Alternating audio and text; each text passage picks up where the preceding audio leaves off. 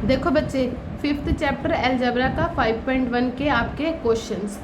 First question में क्या given है आपके पास, verify that a matrix A. आपको देखो एक मैट्रिक्स ए गिवन है, इज प्रॉपर ऑर्थोगोनल। बेटा कभी भी अगर प्रॉपर ऑर्थोगोनल लिखा आ रहा है तो सबसे पहले आप उसको क्या प्रूव करके दोगे कि ये आपकी क्या है, ऑर्थोगोनल है।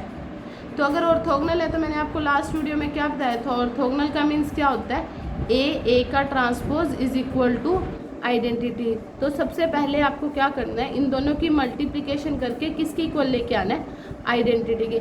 अगर आइडेंटिटी की इक्वल आता है देन उसके बाद आपका सेकंड स्टेप चेक करोगे आपकी ये प्रॉपर है या नहीं है। प्रॉपर का मीनिंग क्या होता है, ए का डिटर्मिनेंट इज इक्वल टू 1, और इम्प्रॉपर का मीनिंग क्या होता है, इक्वल टू -1। ये इम्प्रॉपर है बेटा, और ये किसके लिए चेक करते हैं, प्रॉपर के लिए। लेकिन प्रॉपर इम्प्रॉपर तब चेक होगा जब आपके पास ऑर्थोगोनल होगा। देखो ए गिवन है आपके पास, यहाँ लिख लो 12/13 -5/3 13, देन यहाँ पर आपके पास 5/13 12/13। ये मैंने ए लिखा। ए का ट्रांसपोज का मतलब क्या होगा, रो को कॉलम में चेंज कर दे। 12/13 5/13, यहाँ क्या आ जाएगा बेटा, माइनस का 5/13 और 12/13। मैंने क्या किया, फर्स्ट रो को फर्स्ट कॉलम में चेंज करा, सेकंड रो को सेकंड कॉलम में। ये आ गया ए, और ये आपका ए का ट्रांसपोज। करो बेटा इसकी मल्टीप्लिकेशन। फर्स्ट रो को किससे मल्टीप्लाई करेंगे, फर्स्ट कॉलम से। 12 12 जा 144 अपॉन में 13 13 जा 169 प्लस, अब देखो अब इसको इससे करेंगे 5 5 जा 25 अपॉन में 169। इस तरीके से हम क्या कर देंगे, सबकी मल्टीप्लिकेशन। अब देन इसको इससे करेंगे, क्या आएगा बेटा, 12 5 जा 60 बाय में 169 और 5 12 जा प्लस का 60 अपॉन में 13 13 जा 169।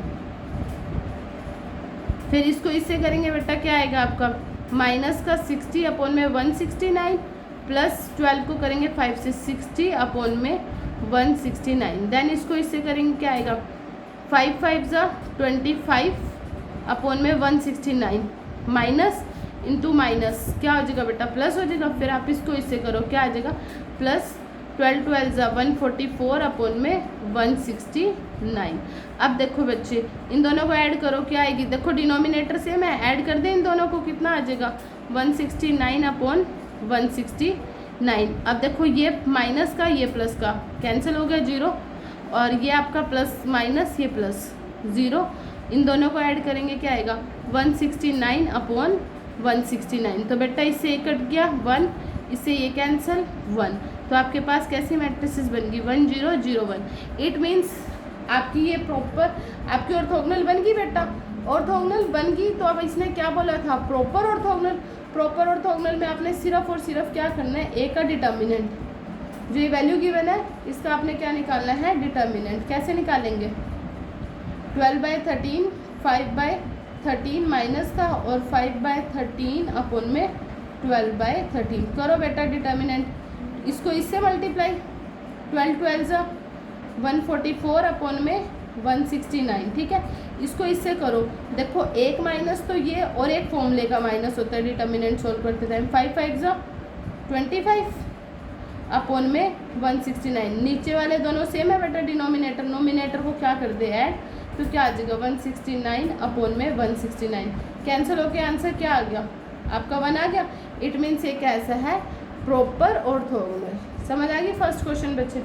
देखो बच्चे नेक्स्ट क्वेश्चन आपके पास क्या गिवन है, इफ़ ए एंड बी। देखो इसने लिखा एक ए है, दूसरी क्या है बेटा, बी है। दोनों कैसी है, नॉन सिंगुलर। नॉन सिंगुलर का मीनिंग सबसे पहले आपको पता होना चाहिए, ए इज़ नॉन सिंगुलर मतलब इसका डिटर्मिनेंट सोल्व करोगे वो किसके इक्वल आएगा, नॉट इक्वल टू 0। जो जो ये बोलेगा मैं वही लिखती जाऊँगी। इसने बोला बी इज़ नॉन सिंगुलर मतलब बी का डिटर्मिनेंट नॉट इक्वल टू 0, ठीक है। Of the same order, same order मतलब अगर ये 2 × 2 है तो ये भी 2 × 2 होएगी, सेम ऑर्डर। इट मीन्स ये है सच दैट, देखो ये आपके पास गिवन है, क्या गिवन है, ए का transpose is equal to B का ट्रांसपोज। ये पॉइंट है आपके पास। कहते हैं शो दैट, क्या शो करके दिखाना है, there exist an orthogonal matrix, एक ऑर्थोगोनल मैट्रिक्स है, उस क्या है वो P है। अब इसने बोला P इज ऑर्थोगोनल, ठीक है, P इज ऑर्थोगोनल। तो अगर P ऑर्थोगोनल है तो ये कह रहा है such that, show that P is an orthogonal matrix. देखो, show that there exist an orthogonal matrix P such that, जिसके अंदर आपको क्या गिवन है, A is equal to B P. चलो अब मैं ये लिख लेती हूँ। देखो मेरे पास ये गिवन था, मैंने यहाँ जी लिख दिया, ठीक है, गिवन पॉइंट है। इसने बोला था शो दैट देयर एग्जिस्ट, कि एक मैट्रिक्स आएगी ऑर्थोगोनल मैट्रिक्स से P, तो यहाँ पर मुझे ये प्रूव करना था कि ये क्या है, ऑर्थोगोनल है। तो ऑर्थोगोनल के लिए, लेकिन इसने बोला सच दैट मतलब गिवन है कि ये इसके इक्वल है। अब बेटा आपको ये पता होना चाहिए, अगर P ऑर्थोगोनल है तो P का ट्रांसपोज करो, वो किसकी इक्वल आना चाहिए, आइडेंटिटी के। अब दोबारा देख लो, इसने बोला A and B are non singular, मैंने लिख दिया नॉन सिंगुलर। सेम ऑर्डर, मतलब सेम ऑर्डर का मीनिंग क्या है, 2 × 2 3 × 3, तो इसकी मैट्रिसेस की मल्टीप्लाई पॉसिबल है। सच दैट ये गिवन था, मैंने ये भी लिख दिया। Show that there exist an orthogonal matrix, इसने बोला एग्जिस्ट करा दो एक ऑर्थोगोनल मैट्रिक्स P। शो करना मीन्स प्रूव करना, मैंने लिख दिया ये प्रूव करना है, ठीक है, यहाँ प्रूव लिख देते हैं।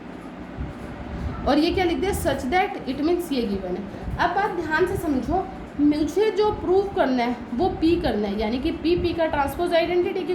कहीं पूरे क्वेश्चन में आपको P दिख रहा है बेटा, ये दिख रहा है आपके पास P, ठीक है। अब देखो, अगर P मुझे यहाँ से फाइंड आउट करना है तो मैं कैसे फाइंड आउट कर सकती हूँ, मुझे सिर्फ ये चाहिए बेटा, ये तो फालतू का है मेरे पास। मैथ्स का रूल है कि कहता है अगर ये फालतू है ना, यहाँ B है ना, तो taking B inverse on both side, आप टेकिंग क्या कह सकते हो, pre multiply B inverse on both side, B inverse B P। मैंने देखो ऐसा क्यों किया, क्योंकि हर बच्चे को ये बात बहुत अच्छे से पता है, हम 12th में पढ़ के आते हैं, एनी नंबर उसका इन्वर्स इनटू में दिस, यानी कि A का इन्वर्स, I का इन्वर्स, B का इन्वर्स, वो किसके इक्वल होता है, आइडेंटिटी के। ये बन गया P, B inverse A, then I identity को किसी भी मैट्रिक्स से मल्टीप्लाई करते हैं, आंसर इज P आ जाएगा, और ये क्या आ गया, B इन्वर्स A। लिख दिया राज्य मैंने ये। अब देखो मेरे पास ये वाली वैल्यू स्टार पे आ गई, यानी कि मैंने किसकी वैल्यू निकाल दी, P की निकाल दी। अब देखो मुझे ये प्रूव करना था ना, तो मैं अब इस पे आ गई जो मेरे पास गिवन था, हालांकि मुझे ये क्यों गिवन था, इससे मैंने देखो P की वैल्यू निकाली। अब P की वैल्यू इसमें पुट कर दो, B इनवर्स A। अब ये क्या लिखो है, इसका ट्रांसपोज यहाँ लिखो B इनवर्स A, इसका क्या लिखा हुआ है, ट्रांसपोज, मैंने लिख दिया इसका ट्रांसपोज। मैथ्स का रूल कहता है ट्रांसपोज हमेशा पीछे से खोलो, है ना। B इनवर्स A, इसको एक ब्रैकेट में ही लिखा भी मैंने, देन ये लिख दिया A का ट्रांसपोज, B इनवर्स इसका भी ट्रांसपोज, मैंने दोनों को एक ब्रैकेट में लिख दिया। देन आप ब्रैकेट क्लोज करना चाहो ऐसे भी कर सकते हो, मैंने यहाँ पे ओपन कर दिया इसको, ठीक है। और आप करना चाहो तो यहाँ पे ब्रैकेट लगा के फिर इस पे डैश भी लगा सकते हो। लेकिन अब ये देखो B inverse as it is बेटा, ये A गिवन है और ये रहा A का ट्रांसपोज, मैंने ये लिख दिया। और देखो मैंने ये B का इन्वर्स फिर इसका ट्रांसपोज है, मैंने लिखा B का इन्वर्स, इसके ऊपर इसका ट्रांसपोज लिख दिया। अब आगे देखो मेरे पास ये है B का इन्वर्स, मैंने ये लिख दिया। अब क्वेश्चन बड़े ध्यान से देखो, ये क्या लिखा हुआ है, A का इन्वर्स।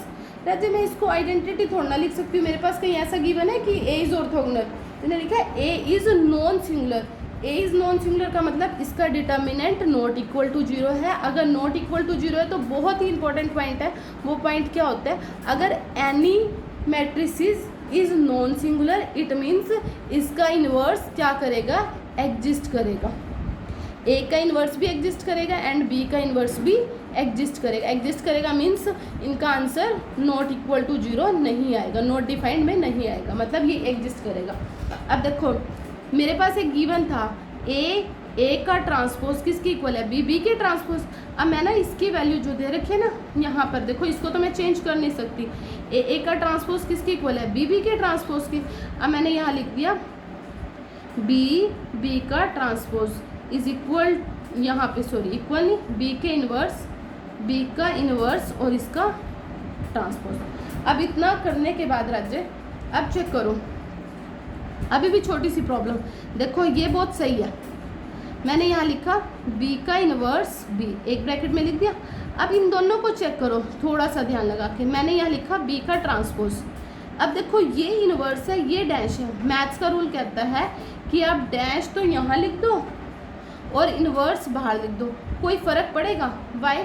क्यों नहीं पड़ेगा राजे? देखो मैंने कल तुम्हें बताया था ना कि इसका मतलब है आपने पहले इन्वर्स किया, जो आंसर आया उसका ट्रांसपोज कर दिया, या फिर आप पहले एक काम करो, जो मैट्रिसेस भी है उसका ट्रांसपोज कर दो, आंसर आएगा उसका इन्वर्स कर देना। तो दोनों तरीके से सही है। अब देखो इनको लिखो एक ब्रैकेट में, बी का इन्वर्स बी, ठीक है। अब यहाँ चेक करो, देखो इसका भी डैश है, इसका भी डैश है, इसके ऊपर इन्वर्स आ रहा है। तो आप एक काम करो, यहाँ लिखो बी, बी का इन्वर्स। मैंने पहले ना इन्वर्स अंदर ले लिया, ठीक है, और डैश कहाँ ले लिया, इसका बाहर ले लिया, और ये रहा ये वाली वैल्यू यहाँ पे आ गई। मैंने क्या किया कि मैंने इसका इन्वर्स तो पहले कर दिया, जो आंसर आएगा उसका ट्रांसपोज कर दिया। फिर उसके बाद मैंने क्या लिया, बी का इन्वर्स बी, ये तो एज इट इज़। अब देखो डैश डैश दोनों पे है, मैथ्स का रूल कहता है कि आप इन दोनों की पहले मल्टीप्लाई कर दो, सोल्व कर दो, देन फिर इसका क्या कर देना, ट्रांसपोज। मैंने कल तुम्हें एक टॉपिक कराया था ना, लास्ट वीडियो में बताया था कि अगर आप ए बी का ट्रांसपोज करते हो और ए का ट्रांसपोज और बी का ट्रांसपोज करते हो तो आंसर आपका कैसे आएगा, सेम आएगा। अब वैल्यू मैंने क्या लिख दी यहाँ पर, देखो तुमने ये लिखा, ये अब इस लाइन का मीनिंग बहुत ध्यान से समझा। इसने ऐसे ही लिखा था A and B are non singular matrices, इसका बहुत बड़ा मीनिंग है, अगर ए और बी नॉन सिंगुलर है ना तो ही इसका इन्वर्स एग्जिस्ट करता है। अगर इसका इन्वर्स एग्जिस्ट करेगा तभी आप क्या लिखोगे, अगर एनी नंबर किसी का भी इन्वर्स एग्जिस्ट करता है तो ए का ट्रांसपोज इज इक्वल टू किसके होता है, सॉरी इन्वर्स एग्जिस्ट करता है, ए का इन्वर्स किसके इक्वल होता है, आइडेंटिटी के, क्योंकि नॉन सिंगुलर है इन्वर्स एग्जिस्ट करेगा। बी नॉन सिंगुलर है तो उसका भी इन्वर्स एग्जिस्ट करेगा, यानी कि हम क्या लिख सकेंगे उसको भी, बी का इन्वर्स इक्वल टू आइडेंटिटी, ठीक है। और मैं ट्रांसपोज कैसे खोलती हूँ बेटा, ट्रांसपोज पीछे से खोलने स्टार्ट करते हैं, उससे ना आपके पास पॉइंट है, देखो यहाँ पे इन्वर्स है ना, आप इसको कैसे लिख सकते हो, बी का इन्वर्स। अब देखो ये लिखा था डैश, यहाँ पे इन्वर्स, आप ये नहीं कह सकते कि मेरे पास ये पीछे से खोला है, यानी कि आप ये वाली वैल्यू आगे आएगी, आप इसको यहाँ ऐसे भी लिख सकते हो, बी का इन्वर्स इंटू बी, ताकि जब आप इसका ट्रांसपोज खोलो, देखो बी का ट्रांसपोज, बी के इन्वर्स का ट्रांसपोज, इसको आगे पीछे भी लिख दिया। अब देखो ये वाली वैल्यू ये लिख दी मैंने। अब ये किसके इक्वल है, इन्वर्स एग्जिस्ट कर रहा है, इट मीन्स ये किसके इक्वल है, आइडेंटिटी इंटू आइडेंटिटी, तो आंसर क्या आ जाएगा आपका, आइडेंटिटी। देखो मैं ये लेके चली थी बेटा है, और मैंने ये लिख दिया, ये वैल्यू लेके चली थी left side, equal to identity prove करना था, कर दिया। लेकिन सबसे मेन पॉइंट ये आता है आपको। देखो बेटा नेक्स्ट फोर्थ क्वेश्चन में क्या गिवन है, if A is an orthogonal matrix, एक ऐसी मैट्रिक्स है ऑर्थोगोनल, इफ मतलब गिवन है, ऑर्थोगोनल है तो मीन्स क्या होगा, ए का transpose is equal to identity, जो गिवन है ना वो लिखते जाओ बेटा, गिवन, ठीक है। फिर इसने लिखा इफ बी बराबर ए पी, मतलब ये भी गिवन है, ये नहीं पता क्या है पॉइंट, इसने बोला B is equal to A P, मतलब ये भी पॉइंट गिवन है। इन्हें लिखा where P is non singular, अब बच्चे आपको पता होना चाहिए P is non singular, it means इसका determinant not equal to 0, it means P inverse exist करेगा तो कहीं ना कहीं आपको ये ज़रूरत पड़ेगी पी का इन्वर्स किसके इक्वल है, आइडेंटिटी के। देखो एक छोटी सी लाइन बहुत बड़ी बात कहते हैं पी इज़ नॉन सिंगुलर, तो इट मीन्स ये सारी वैल्यू पी इन्वर्स एग्जिस्ट करेगा, देन ये इक्वल टू दिस। अब मुझे प्रूफ क्या करना है बेटा, ये करना है proof, P B inverse is orthogonal, मतलब अगर ये कहते हैं ना P B inverse is orthogonal, यही वैल्यू यहाँ लिख दी, इसी वैल्यू को उठाओ और इसका ट्रांसपोज कर दो, मैंने ट्रांसपोज कर दिया इसका, ठीक है। और ये किसके इक्वल आना चाहिए, आइडेंटिटी के। मुझे ये क्या करना है, प्रूव करना है। देखो गिवन मैंने सारा ऊपर लिख दिया, ने बोले ये प्रूव, कहते ना A B C is orthogonal, तुम क्या लिखोगे, ए बी सी का transpose is equal to identity, तो मेरे पास जो गिवन था मैंने वो लिख दिया। अब क्वेश्चन देखो ध्यान से चेक करने वाला, इसने मुझे ये दे रखा है, गिवन है ना, इसके पास क्या आ रहा है, बी इनवर्स, क्या आप इसको ऐसे नहीं लिख सकते, taking inverse on both side, ये गिवन है, आप यहाँ लिख दो B is equal to A P, given है, ठीक है, गिवन है, taking inverse on both side, ले लिया इनवर्स, बी का इनवर्स ए पी इसका इन्वर्स। अगर मैं इन्वर्स सोल्व करती हूँ तो मैं कैसे सोल्व करूँगी, बी इन्वर्स। अब इसको ओपन कर दो, क्या आएगा बेटा, इन्वर्स हमेशा लास्ट से खोलते हैं। ये लो मैंने निकाल दी किसकी वैल्यू, इसकी वैल्यू फाइंड आउट कर दी।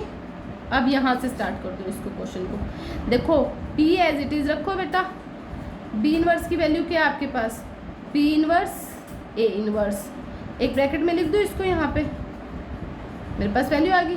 देन ये वाली वैल्यू क्या है बच्चे आपके पास, पी एज इट इज़ रखना, मैंने इसको एक ब्रैकेट में ही लिख दिया। अब ये बी इन्वर्स था, बी इन्वर्स की वैल्यू फिर से लिख दो, क्या आएगी बेटा, पी इन्वर्स ए इन्वर्स। इस पूरे के ऊपर क्या है बच्चे, ट्रांसपोज, वो लिख दो। अभी मुझे आइडेंटिटी के तो इक्वल प्रूफ करना है। देखो यहाँ पे P inverse as it is, A inverse as it is. ये देखो ये ट्रांसपोज है ना, लास्ट से खोलना स्टार्ट करूँ। देखो ए का इन्वर्स इसका ट्रांसपोज, पी का इन्वर्स इसका ट्रांसपोज, पी का ट्रांसपोज। मैंने क्या किया, पहले इसका ट्रांसपोज फिर इसका, ऐसे ही खोलते हैं। अब देखो ये तो बिल्कुल सही है, इसको लिखो एज इट इज़। अब एक बात बहुत ध्यान से समझो, इसका भी इन्वर्स है बेटा, इसका भी इन्वर्स है, दोनों का इन्वर्स है। जब दोनों का इन्वर्स है तो आप एक काम करो ना, आप लिखो यहाँ ए दिस वन, यहाँ लिखो ए का ट्रांसपोज। अगर आपने ऐसे भी नहीं करना ना, आप अभी इसको ऐसे ही लिखो। देखो इन्वर्स है फिर इसका ट्रांसपोज है, तो मैंने आपको क्या बोला, आप पहले ट्रांसपोज लिख सकते हो और इसके बाहर इसका क्या लिख सकते हो, इन्वर्स। मैंने क्या किया, पहले इन्वर्स नहीं किया, मैंने ट्रांसपोज किया, जो आंसर आया फिर उसका इन्वर्स कर दिया। देन अब यहाँ पे देखो दोनों के पास क्या आ रहा है, ट्रांसपोज, तो दोनों के पास ट्रांसपोज है, तो मैंने आपको बताया पी इन्वर्स पी लिखो और एक ही बार इसका क्या कर दो, ट्रांसपोज। मैंने आपको बताया हुआ है कि अगर आपने ए भी लिखा है ना और उसका ट्रांसपोज इनकी मल्टीप्लाई करनी है तो आप ऐसे कर सकते हो, ए का ट्रांसपोज बी का ट्रांसपोज, आंसर सेम आता है मल्टीप्लिकेशन करने के बाद। अब उसके बाद देखो P inverse as it is. अब देखो दोनों पे इन्वर्स है, दो बार क्यों लिखूँ मैंने क्या किया, ए का ट्रांसपोज लिखा, ये देखो इन्वर्स था, इन्वर्स को एक ही बार लिख दिया। ठीक है, अब आप कहोगे इसको आगे लिखो इसको पीछे, हम इसको ऐसे भी लिख सकते हैं अगर मैं लिखना चाहूँ ना, पहले ये और फिर दिस वन, क्योंकि फिर ओपन करेंगे ना, देखो ए का इन्वर्स आएगा, ए के ट्रांसपोज का इन्वर्स आएगा, तो दोनों में सेम रह जाएगी कंडीशन। ये लो फिर ये क्या आ गया, पी इन्वर्स पी इसका ट्रांसपोज। अब देखो जो गिवन था, इसने बोला था गिवन था ए ऑर्थोगोनल, ऑर्थोगोनल का मतलब किसके इक्वल है, आइडेंटिटी। देखो ए का ट्रांसपोज ए, या फिर और क्या कह सकते हैं हम इसको, ए का ट्रांसपोज ए का ट्रांसपोज ए ट्रांसपोज ए। देखो ये वाली वैल्यू किसके इक्वल आ जाएगी, आइडेंटिटी का इन्वर्स। मैंने तुम्हें एक बात बोली थी ना, इन्होंने बोला था पी इज नॉन सिंगुलर, इसका कहीं ना कहीं यूज होएगा, नॉन सिंगुलर इन्वर्स एग्जिस्ट मतलब ये किसके इक्वल होएगा, आइडेंटिटी। तो मतलब ये पूरी वैल्यू क्या आ जाएगी, आइडेंटिटी का ट्रांसपोज, और ये पूरी वैल्यू क्या है, आइडेंटिटी। लिख दिया बेटा, आइडेंटिटी का इन्वर्स, आइडेंटिटी आ जाएगा, आइडेंटिटी का ट्रांसपोज करेंगे आइडेंटिटी को आइडेंटिटी से मल्टीप्लाई करेंगे, क्या आ जाएगा, आइडेंटिटी। हो गया प्रूफ। चलो नेक्स्ट क्वेश्चन देखिए। देखो बच्चे नेक्स्ट क्वेश्चन क्या गिवन है आपके पास, ये लिखो शो दैट ए गिवन है, ये दे रखा है, कहते हैं यूनिटरी। मैंने यूनिटरी मीन्स बताया था ना आपको क्या होता है, ए थीटा किसके इक्वल आना चाहिए, आपका आइडेंटिटी के इक्वल। कहते हैं फाइंड ए इन्वर्स। बेटा यहाँ बैठ के आप ए इन्वर्स निकालना ना स्टार्ट कर देना, पहले मुझे इसको यूनिटरी प्रूफ करने दो। अगर यूनिटरी है इट मीन्स ए थीटा किसके इक्वल होता है, आइडेंटिटी के। चलो अब देखो अगर ए थीटा आइडेंटिटी की इक्वल है, इसने बोला ए इन्वर्स निकालो ना, तो आप क्या करो, taking A inverse on both side कर दिया। देखो यूनिटरी था ए थीटा आइडेंटिटी की इक्वल, मैथ्स का रूल कहता है taking A inverse on both side कर दो। ए के इन्वर्स को ए से मल्टीप्लाई करेंगे तो वो किसके इक्वल आएगा, आइडेंटिटी के साथ ए थीटा, और ए थीटा इंटू में ए इन्वर्स इंटू में आइडेंटिटी। अब बेटा आइडेंटिटी को किसी भी नंबर से मल्टीप्लाई करेंगे, ए थीटा ए का inverse into I A inverse. राज्य ये चीज़ इक्वल होती है, लेकिन ये तब इक्वल होती है जब आप इसको यूनिटरी प्रूफ कर सको। तो अब मुझे इसको यूनिटरी प्रूफ करना है, पहले मैं यूनिटरी प्रूफ करती हूँ। कैसे करेंगे यूनिटरी, ए गिवन है बेटा, चलो ए थीटा निकालना सीखते हैं। ए थीटा का मीनिंग क्या बताया था, ए का कॉन्जुगेट निकाल लो और फिर उसका क्या कर दो, ट्रांसपोज। बेटे सबसे पहले आप इसका अयोटे वाले पार्ट के साइन चेंज करो चारों के। कॉन्जुगेट का मतलब ये होता है 1 प्लस अयोटा, तो क्या लिखूँ 1 माइनस अयोटा, माइनस का 1 माइनस का अयोटा। देखो 1 माइनस अयोटा तो क्या आ जाएगा 1 प्लस आयोटा। ये क्या 1 प्लस आयोटा, यहाँ क्या आ जाएगा 1 माइनस आयोटा। अभी मैंने सिर्फ और सिर्फ क्या निकाला, कॉन्जुगेट पार्ट। अब रो को कॉलम में चेंज कर देंगे, क्या आएगा 1 माइनस आयोटा, माइनस का 1 माइनस का आयोटा, यहाँ आएगा 1 माइनस आयोटा 1 प्लस आयोटा। रो को कॉलम में, रो को कॉलम में चेंज कर दिया। ये वैल्यू किसकी आ गई बेटा, ए थीटा की। इसकी मल्टीप्लिकेशन किससे करनी है, ए से। ए की वैल्यू लिखो बच्चे, क्या गिवन है 1 plus iota minus 1 plus iota, 1 minus iota और 1 प्लस आयोटा। चलो अब ध्यान से मल्टीप्लिकेशन करेंगे, कोई भी डाउट नहीं रहेगा हमारा इस मल्टीप्लिकेशन में। देखो फर्स्ट रो फर्स्ट कॉलम, थोड़ा सा दिमाग भी लगाएंगे। देखो किस तरीके से इसको इससे मल्टीप्लाई करनी है। देखो फॉर्मूला क्या बनता है, ए प्लस बी ए माइनस बी। क्या होएगा फॉर्मूला, ए का स्क्वायर माइनस बी का स्क्वायर। कर दिया। फिर इसको इससे करेंगे, ध्यान से चेक करो। देखो -1 है बेटा, ये क्या है -1 है, ये आयोटा है, ये आयोटा है, मतलब ए प्लस बी ए माइनस बी। तो क्या आएगा, ए का स्क्वायर, प्लस का साइन डालो, ए की वैल्यू क्या है -1 का square minus of iota iota iota का स्क्वायर। फॉर्मूला अप्लाई कर दो, जरूरी नहीं है आपने सारी मल्टीप्लिकेशन करनी है। अब फर्स्ट रो सेकंड कॉलम, देखो 1 plus iota 1 minus iota, same वही फॉर्मूला। क्या बनेगा, ए प्लस बी ए माइनस बी। क्या लिखेंगे बेटा इसको, 1 का स्क्वायर माइनस आयोटा का स्क्वायर। ठीक है, कर दिया। अब इसको इससे करो। देखो यहाँ लिखा है -1 प्लस आयोटा, ये लिखा है 1 प्लस आयोटा। मतलब अगर मैं चेक करूँ ये बनेगा, ये देखो 1 प्लस आयोटा यहाँ लिख दिया मैंने, और ये लिखा है -1 प्लस आयोटा। तो बेटा ये -1 प्लस आयोटा है। अगर चेक करूँ मैं इसको, ये कह दूँ ये मेरा ए है बेटा, ए ए सेम हो गया, ए और ये क्या आ जाएगा बी बी। तो ये बन जाएगा आपका ए प्लस, यहाँ ए प्लस क्या और बी किसका माइनस का। मतलब ये फॉर्मूला ऐसे बन गया ए माइनस बी, और ये बन जाएगा ए प्लस बी। तो मैं इसको क्या लिख सकती हूँ बेटा, आयोटा का स्क्वायर, ठीक है, माइनस ऑफ 1 का स्क्वायर। बन गई वैल्यू। फिर सेम यही है, देखो 1 प्लस आयोटा 1 माइनस आयोटा, 1 का स्क्वायर माइनस आयोटा का स्क्वायर। और ये देखो 1 माइनस आयोटा, यहाँ -1 माइनस आयोटा। अगर मैं इसमें से कॉमन लूँ तो क्या कॉमन ले सकती हूँ, माइनस साइन कॉमन ले सकती हूँ, तो ये पूरा का पूरा प्लस बन जाएगा। यानी कि आप इसको क्या लिख सकते हो, इस तरीके से कॉमन ले लो और यहाँ लिख दो 1 माइनस 1 प्लस आयोटा। लिख दिया, ए प्लस ए माइनस बी ए प्लस बी, सेम है बेटा। अब आप यहाँ पे क्या लिखोगे, ये वाला माइनस है ना, बस माइनस, ध्यान नहीं देना आपने इसके ऊपर। ठीक है बच्चे, देखो बच्चे 1 माइनस आयोटा माइनस। अब देखो अगर मैं इसको मल्टीप्लिकेशन करूँ, 1 माइनस आयोटा, इसको इससे मल्टीप्लाई करना था ना, मल्टीप्लाई, ये देखो ये बाहर माइनस है और ये आ जाएगा 1 plus iota. It means plus minus minus बाहर आ जाएगा, ए माइनस बी ए प्लस बी क्या बनेगा 1 का स्क्वायर माइनस आयोटा का स्क्वायर। लेकिन इस ब्रैकेट के बाहर क्या है माइनस, तो माइनस हो तो अंदर के साइन चेंज, यहाँ आ जाएगा -1 का स्क्वायर। ठीक है, और ये माइनस का है तो ये किसका बन जाएगा प्लस आयोटा का स्क्वायर। और ये देखो फर्स्ट को इससे करो, 1 प्लस आयोटा 1 माइनस आयोटा, क्या आ जाएगा 1 माइनस आयोटा का स्क्वायर। 1 का स्क्वायर भी लिख सकते हो बेटा। फिर ये 1 माइनस आयोटा 1 प्लस आयोटा, तो क्या आ जाएगा 1 का स्क्वायर माइनस आयोटा का स्क्वायर। फॉर्मूले लगा रही हूँ बेटा, ए माइनस बी ए प्लस बी क्या होता है फॉर्मूला, ए माइनस बी ए प्लस बी किसके इक्वल होता है, ए का स्क्वायर माइनस बी का स्क्वायर। अब ध्यान से चेक करो, देखो 1 का स्क्वायर 1, आयोटा स्क्वायर किसके इक्वल होता है -1, और एक माइनस पहले से ही है, +1 आ जाएगा। -1 का स्क्वायर +1, आयोटा स्क्वायर क्या होता है बेटा -1 और एक माइनस ही, सही है। अब देखो 1 का स्क्वायर 1, आयोटा स्क्वायर -1, 1 माइनस का, और ये आयोटा स्क्वायर क्या आ जाएगा बेटा आपका -1। तो वैल्यू आ गई यहाँ से। उसके बाद आपके पास क्या गिवन है, यहाँ पे मिस्टेक होगी, एक सेकंड रुको।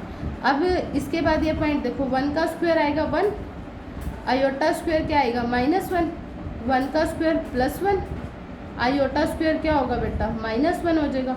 अब यहाँ पे चेक करो, 1 का स्क्वायर 1 आएगा, आयोटा स्क्वायर क्या होगा -1, आयोटा स्क्वायर क्या होगा -1 और 1 का स्क्वायर -1। तो वैल्यू चेक करें इसको।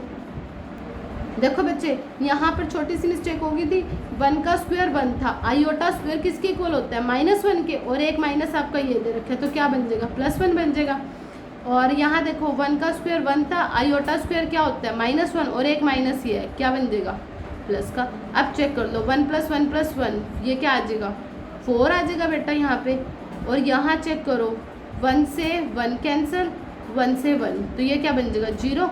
ये 1 से 1 -1 से +1 0, और ये क्या आ जाएगा यहाँ पर।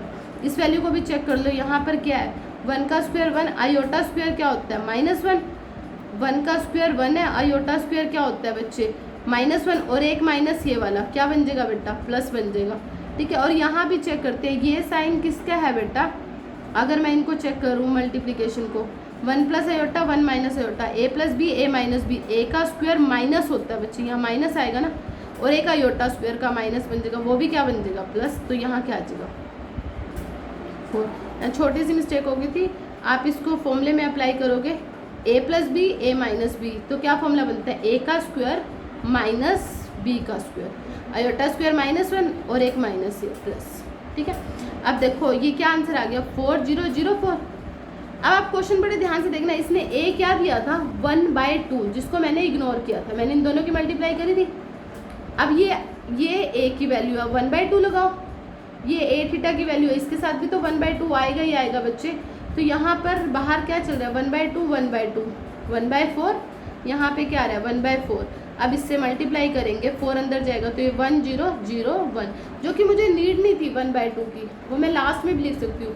मल्टीप्लिकेशन ही तो करनी थी a की a थीटा से, a this one a theta this one, लेकिन दोनों के आगे 1/2 1/2 क्या बन जाएगा, 1/4 आ गया आंसर आपका। अब देखो ये मेरी किसकी वैल्यू आई है, a थीटा करने पर इक्वल टू आइडेंटिटी, आंसर आ गया। अगर बच्चे आइडेंटिटी आ गया मतलब ये कैसी है, यूनिटरी है, यूनिटरी है तो ये दे रखा है, यूनिटरी थी तो a थीटा ही क्या होगा, a इनवर्स। तो आपने a थीटा तो ऑलरेडी ये निकाल ही दिया था बेटा, है ना, ये आपका क्या था, a थीटा। a थीटा का मतलब क्या होता है ये बताया अभी आपको, a का कॉन्जुगेट देन उसका ट्रांसपोज।